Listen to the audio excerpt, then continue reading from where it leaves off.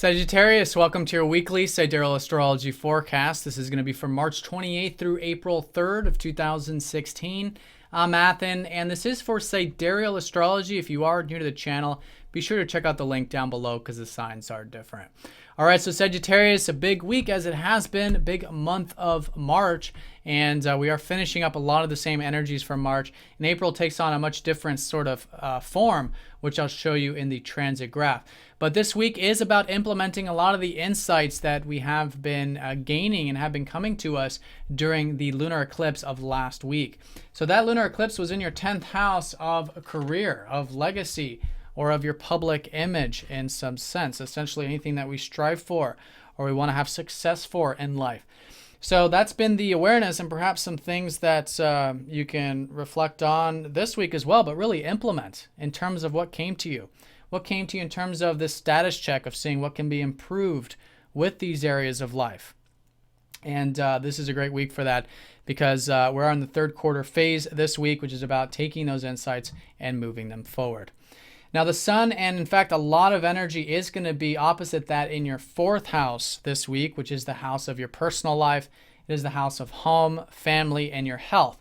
So when you're focused on this stuff right now with the sun here, you guys are gaining a lot of energy, a lot of prana when it comes to connecting to your body or connecting with family or whatever it might be. So a good area for you to focus on. You're probably learning quite a bit or maybe communicating in this area with Mercury here.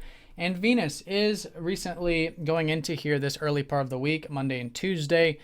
So there is this enjoyment that can be had, I feel like, when connecting with the personal life or with your health or whatever it might be for you there.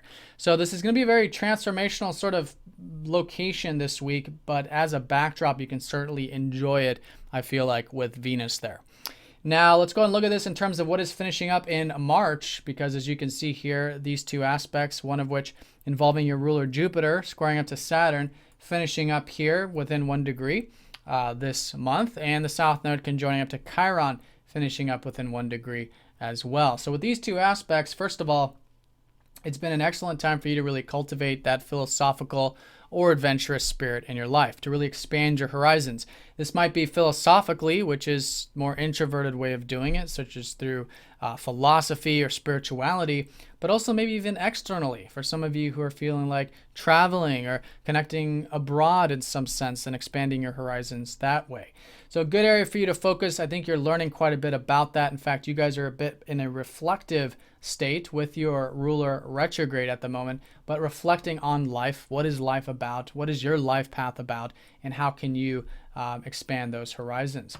Now with Saturn squaring up to this has been that while it is expanding, it does require patience. It does require persistence. And this has been specifically with your spirituality. Right, Saturn in your 12th house has been helping you really get serious about your spirituality or your alone time or your spiritual time out or whatever it might be that's needing to be structured and integrated in your life. And to do that, to really cultivate your life path is to do that spiritually. You got to put in that sort of quote unquote spiritual work.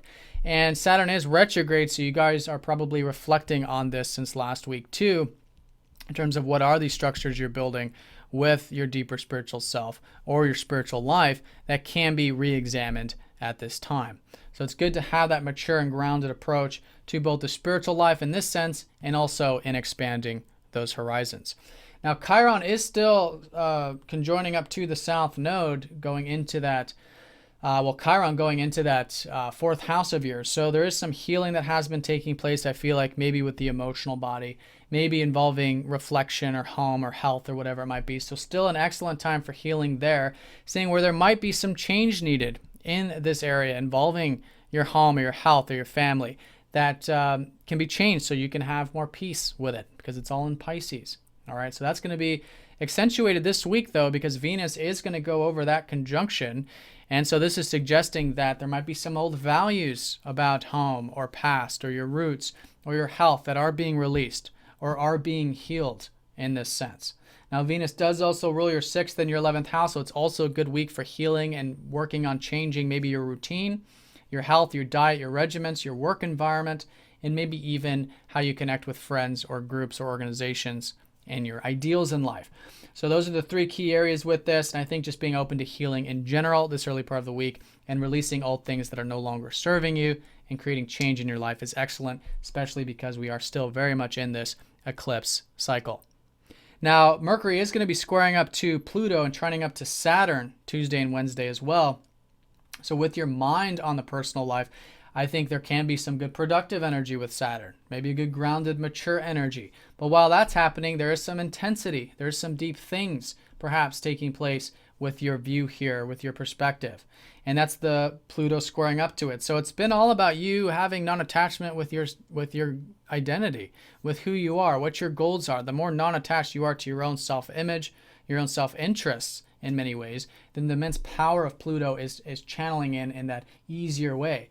So non-attachment there, non-attachment with home, family life, I think will help ground and implement this square. Now, in terms of Mercury ruling, Mercury rules your 7th and your 10th house. So relationships and career. So a good early part of the week for change when it comes to your perspective on relationships and maybe even your work or your career in some sense.